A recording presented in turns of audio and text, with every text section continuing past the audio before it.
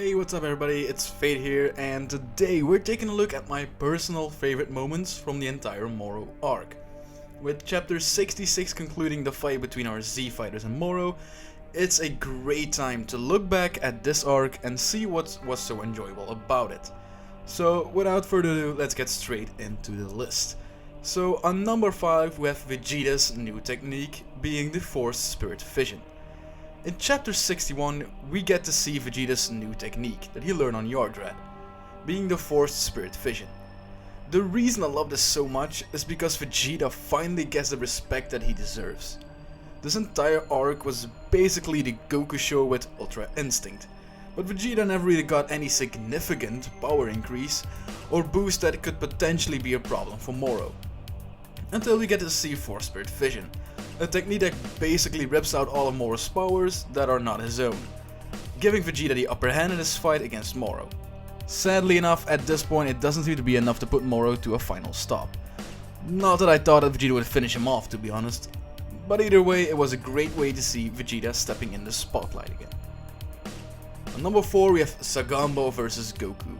Now, the fight between Sagambo and Goku might not have been all that long and it was fairly one-sided, but there is something I absolutely loved about this fight, and that's the fact that Goku is clearly not fighting with everything that he has against Sagambo. The fact that he wants Moro to stop giving power to Sagambo, because he can clearly see that he won't be able to withstand all this power for much longer. But the most exciting thing about this part of the arc is that Moro is feeding Sagambo not so much because he knows his henchman can kill Goku, but because he wants to see Goku's true power. The power he showed off earlier in the arc. And it just felt like some great writing, and I truly enjoyed this moment. On number 3 it's the death of Mirus, or in general Mirus vs Moro. Now this fight between Moro and Mirus was extremely high for me. Finally seeing an angel in action was incredible to see. Seeing how Mirus was completely overpowering Moro, but more importantly, Mirus knows that fighting Moro will result in him disappearing, because it's not his task as an angel to meddle with a fight like these. But that didn't stop him. He had a specific goal in mind, breaking the crystals on Moro's hand and head, to stop him from copying the abilities of our Z fighters. Even though we knew that something was going to happen to Mirus because of him meddling with the fight between our Z fighters and Moro, the death or disappearance of Mirus was incredibly impactful, because he fought for the good of the universe without even caring what would happen to him. He did everything he could to weaken Moro, so Goku and the others had a much greater chance of stopping him.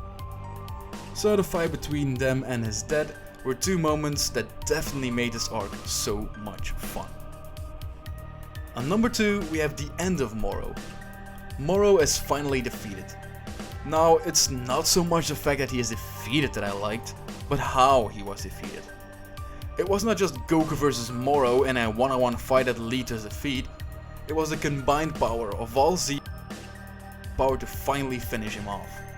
Seeing how in the end Goku could not land the final blow to Moro, who at this point is fused with Earth, made it a lot more interesting. It wasn't just a fight between two massive powers with Goku standing on top easily. He had to use strategy and think his way through this fight. Moro was seemingly too powerful to finish off, even in his current state, so Vegeta used his Forced Spirit Fission in reverse to create something similar to the Spirit Bomb, with the power of all Z fighters in order to grant Goku the power that he needed to become this massive version of himself and finally smash that crystal on his head for good, killing off Moro. This entire final bit of the fight had me on the edge of my seat to see how, and especially when, Goku was going to hit that crystal. It was an amazing way to end off the fight between Moro and the Z fighters. So there is one moment that hasn't appeared on this list that got me incredibly hyped when it came about, but instead of putting it on number 1, I'm putting it as an honorable mention. Now that moment is nothing else than Ultra Instinct Sign. I got so incredibly hyped when we first saw this Ultra Instinct form. Goku finally was able to turn into Ultra Instinct at will, and it was a big moment for the arc, I believe. But the reason I don't want to list it as one of my top 5 moments is because it kinda lost its hype over the course of the arc. Because Goku simply got even stronger and eventually even fully mastered and perfected the Ultra Instinct. making the introduction of Sign a lot less memorable or impactful in my opinion. All the other moments I mentioned in this list still hold up after the specific moment came about. Or at least that's how I feel.